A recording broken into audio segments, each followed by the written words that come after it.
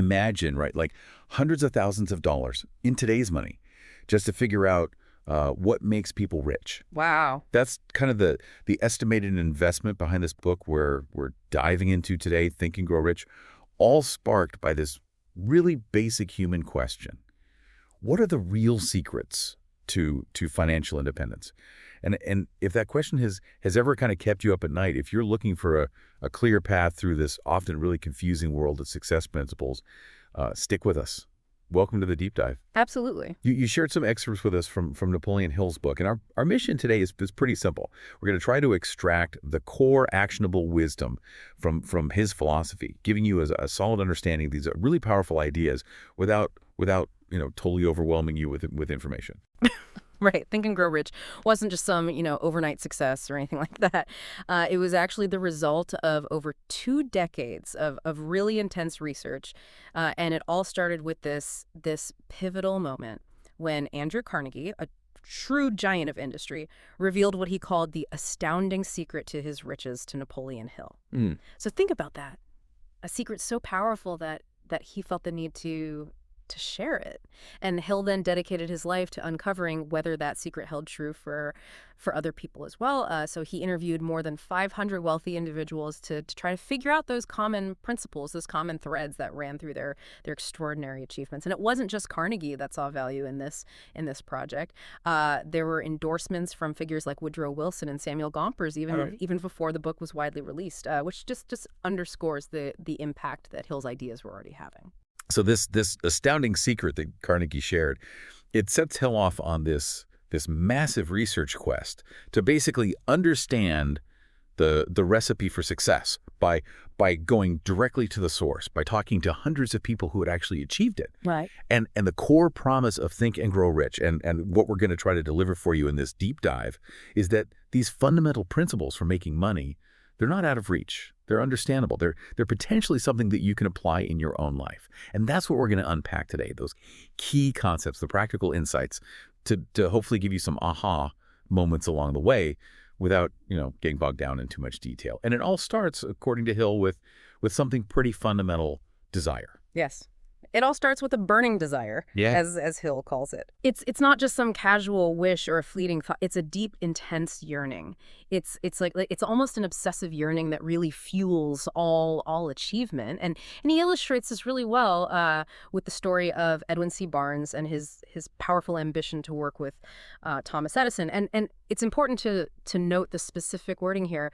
Barnes didn't just want a job at Edison's company. His driving force was to work with Edison as a partner. Right. So that specificity of the desire was really critical. Barnes's desire was so strong, so unwavering, that he was prepared to bet his entire future on realizing it. It's just a compelling distinction, right? To want to collaborate with someone like Edison versus just, being another employee in his company. It speaks to a level of conviction of really believing in something so strongly that you're willing to put it all on the line.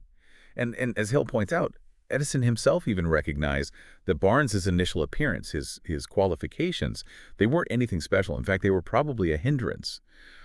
What secured that opportunity for Barnes, in Edison's own words, were Barnes's thoughts, the sheer intensity of his desire. Yeah. It's really highlighting that the world is full of possibilities, but those possibilities tend to reveal themselves to those people who possess this kind of burning, unwavering ambition.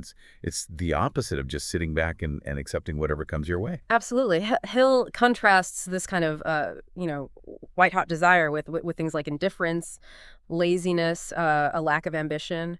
And he suggests that those are the factors that can actually blind people to the opportunities that are all around them. He even shares this really personal story about his own son who was born without ears. And faced with what seemed like a completely impossible challenge, Hill's desire, coupled with his faith to help his son develop the ability to hear and speak, led to some really remarkable progress. And importantly, his son's own belief in his father's efforts played a crucial role in this as well. That anecdote about his son is so powerful. It makes this principle of desire, makes it feel less like an abstract concept and more like this tangible force, right? He channeled his desire not just into this personal yearning, but into this consistent action and this unwavering belief, which he then instilled in his son. And it underscores this connection between desire and faith, which we're going to talk about a little bit more. But the main message here is that this deeply felt desire, when you hold it in your thoughts, when you charge it with emotion and you mix it with this sense of belief, it starts to shape your subconscious mind, which then starts to manifest in the physical world. It's the opposite of being driven by fear, which, as Hill explains, is a major barrier to success. Yeah. So let's talk about faith, this element of faith that he mentions. So faith, according to Hill, isn't some mystical force that only some people have access to. He defines it as a state of mind. And what's really empowering about this is that he says that you can cultivate this state of mind through a process called autosuggestion. So think of it as planting seeds of belief in your mind by repeatedly visualizing and affirming the achievement of your desires. And he points to the influence of faith throughout history, citing Christianity and the teachings of Christ as examples of its power to shape human thought and action on a large scale. So it's not just passively hoping that things are going to work out. It's about actively creating this mental state of certainty, this conviction that what you desire will become reality. And Hill's not afraid to show us the negative consequences of not having faith. He talks about the business depression of his time and how fear basically froze the economy. It stopped things from moving forward. But then he offers this really powerful counterargument. He says that by mastering these principles, including this element of faith, you can improve your own financial circumstances even when things are looking tough in the broader economy. Exactly. And this leads us to the practical technique of autosuggestion. Hill describes it as a way to deliberately and systematically feed your subconscious mind with creative thoughts, constructive thoughts. And the method he outlines is very specific. You write down a statement of your desire for money, and then you read it aloud repeatedly. And while you're reading it, you vividly imagine yourself already in possession of that money. You feel the emotions, and you hold this belief that it will be yours. That repetition is really key to establishing new patterns of thought. So it's not just kind of robotically reciting words on a page, right? Right. Hill really emphasizes that these plain recitations, they're not going to have much of an impact. They need to be charged with emotion, with that underlying feeling of belief that we were talking about earlier. And he makes it clear that developing this ability to reach your subconscious mind, it takes real effort. It takes consistent application. It's not, magic or anything like that. It's not passive daydreaming. It's active mental conditioning. And this brings us to a deeper understanding of the subconscious mind itself. Hill calls it a chemical laboratory inside of us, where all our thoughts are processed and prepared to be translated into reality. And importantly, he says that the subconscious mind doesn't judge between good thoughts and bad thoughts, constructive thoughts and destructive thoughts. It just takes whatever we give it and tries to make it real. This is such a critical point, right? Yeah. Your subconscious is incredibly efficient, but it doesn't make any judgments. So if you're constantly feeding it worry and fear, it's going to work on those just as hard as it would work on thoughts of courage and abundance. Exactly. And Hill gives us this example of what he calls mental suicide, a story about a bank official who was so consumed by fear and negative thinking that he literally he made himself sick. Yeah. It's a dark example, but it really illustrates the power of the subconscious. It really does. Yeah. And it underscores why it's so important to try to direct our thoughts. And that's where imagination comes in. Hill advises us to use our imagination to develop plans, practical plans for accumulating wealth, plans that are fueled by our desire. He encourages us to really see ourselves already possessing the money that we want and to be open to new ideas, to those flashes of inspiration that he suggests might even come from what he calls infinite intelligence. And he says that we should treat these inspirations with respect and take action on them when they come. So it's this interplay between desire, faith, and a really active imagination that starts to work on your subconscious and generate new ideas and opportunities. And Hill, he makes this really empowering statement. He says that we as individuals, we have the power to influence our own subconscious minds, and through that we can even tap into what he calls this infinite intelligence. It's like we're in the driver's seat of our financial destiny. Now, to act on those inspired ideas, we need to have the right knowledge, right? Right. Hill is very clear that knowledge on its own, it's not power. It only becomes power when it's organized into plans of action that are focused on a specific goal, in this case, accumulating money. And he points out that a lot of people get tripped up by this. They think that just having more information will automatically lead to success. So it's not about having a a head full of facts. Yeah. It's about knowing how to choose the right information Yeah. and apply it in a strategic way. Right. And he'll use the example of Henry Ford, right? Yeah. Ford wasn't necessarily the most educated person, but he had this incredible ability to access specialized knowledge Huh. through his team of associates.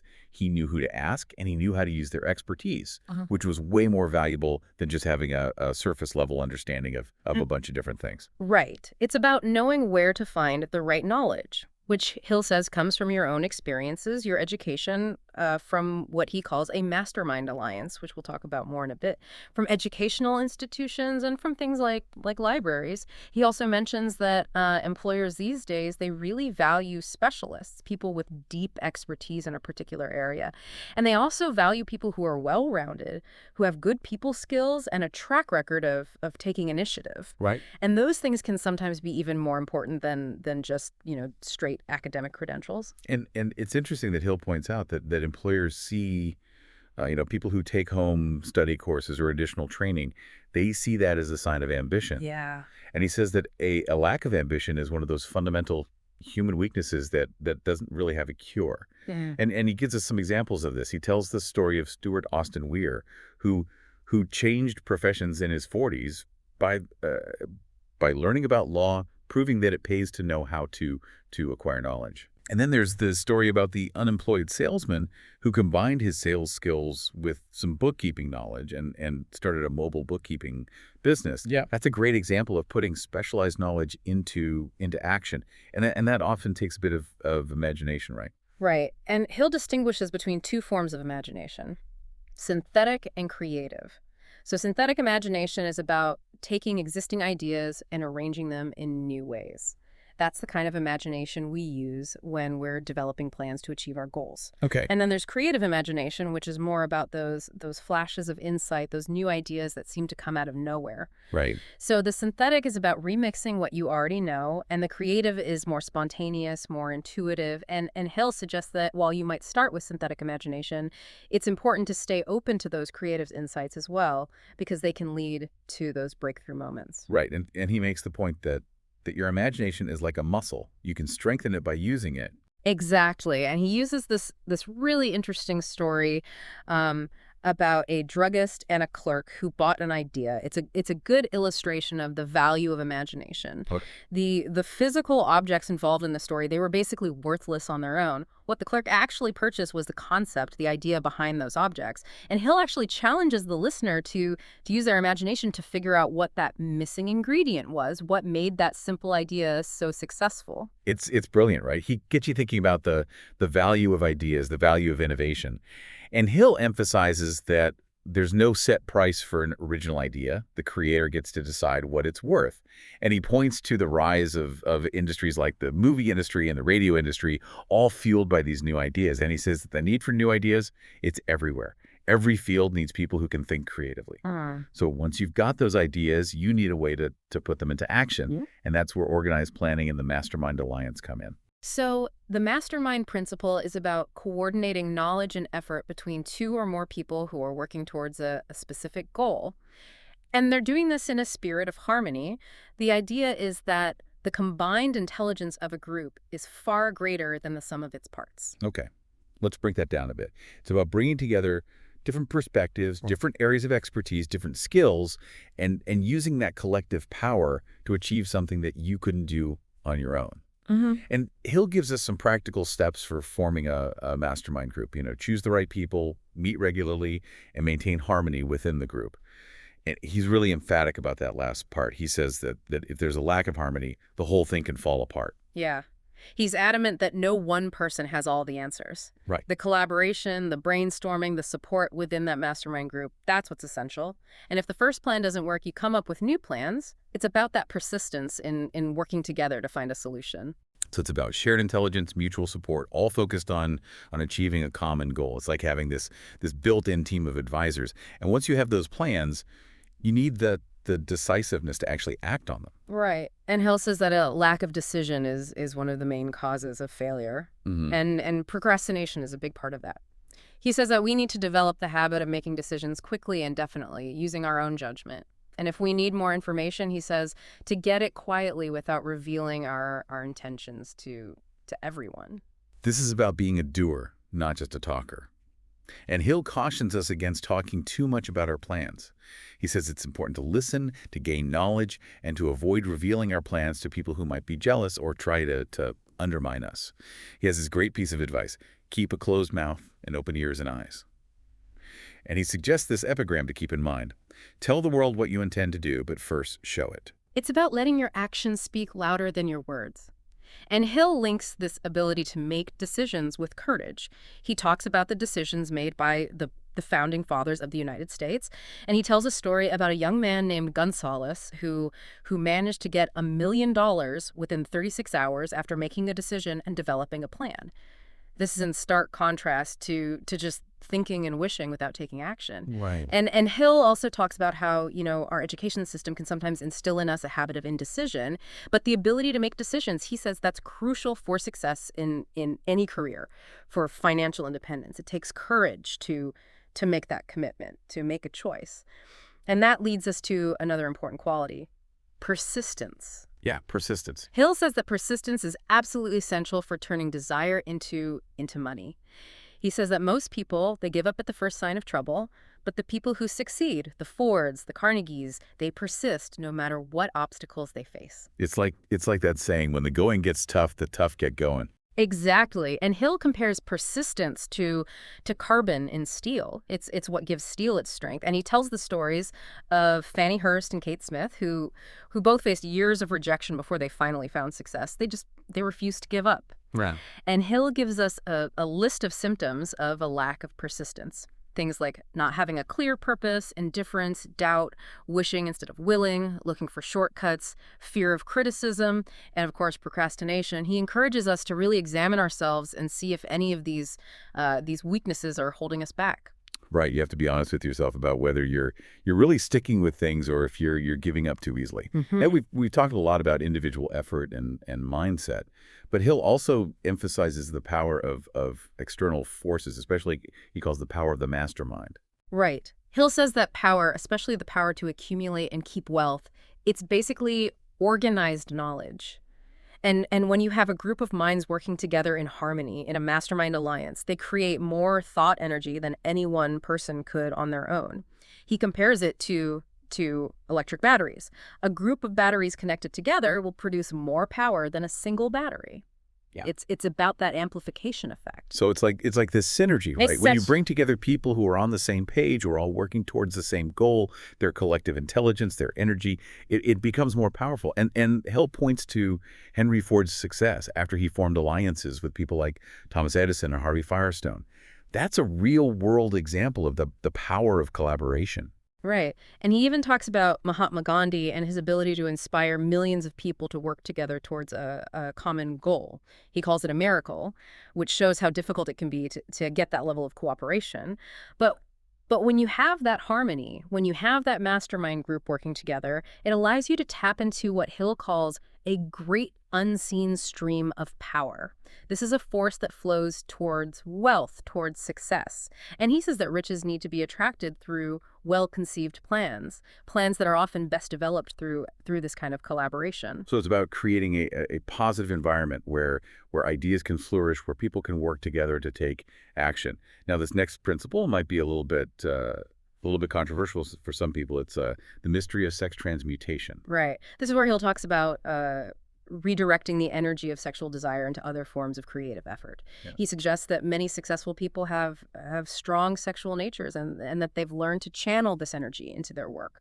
He also points out the historical influence of women in motivating men to achieve great things. So just to be clear, he's not talking about suppressing or denying sexual energy, right? No. It's about recognizing its power and consciously redirecting it towards your goals. Mm. And he even suggests that this process of transmutation can unlock a kind of superpower for achieving things. Yeah. And he talks about how a lot of successful men achieve their biggest successes after the age of 40, potentially because they've learned to to redirect their energy in this way. Hmm. He emphasizes that the world is driven by emotions, and sex is one of the most powerful emotions we have. And when that energy is transmuted, when it's focused, it can be an incredible driving force.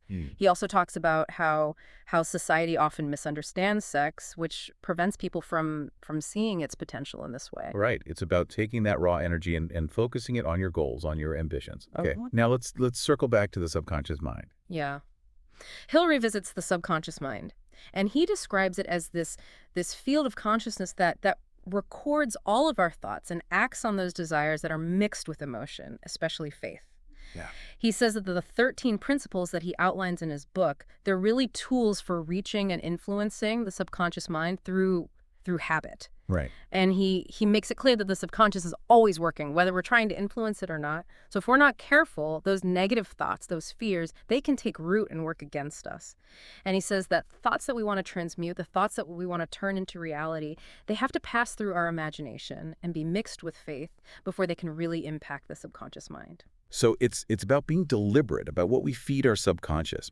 And he even mentions Ella Wheeler Wilcox and her understanding of the power of the subconscious. He emphasizes that the subconscious is really sensitive to emotions. Yeah. And he gives us a list of positive emotions, things like desire, faith, love, enthusiasm, romance, hope. And then he gives us a list of negative emotions. And he urges us to cultivate those positive emotions and to minimize those negative ones. Yeah. It's about programming our minds for success. And this leads us to this really interesting concept that Hill presents about the brain itself. Right. Hill suggests that every human brain functions as a broadcasting station and a receiving station for thought vibrations. And he says that the intensity of these vibrations is increased by emotion, by sex in particular. So our thoughts are actually sending out these vibrations. That's what he's suggesting, yes. And when we're feeling strong emotions, those vibrations are even stronger. And he ties this back to the concept of sex transmutation, saying that redirecting that energy can increase the frequency of those vibrations, which makes us more receptive to new ideas and gives our own thoughts more power to influence our subconscious minds.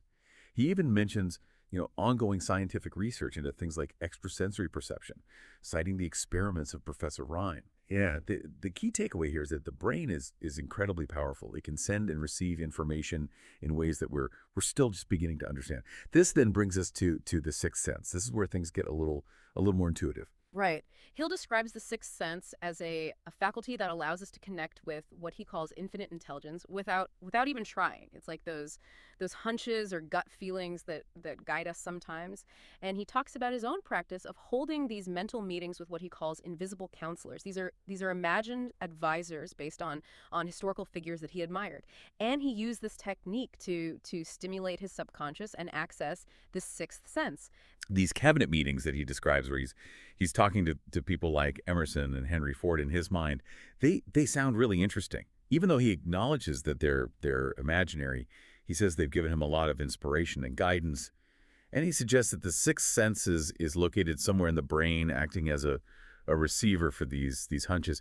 And he says that the sixth sense usually develops later in life, often after 40, through practices like meditation and deep thought, because it's connected to our spiritual side.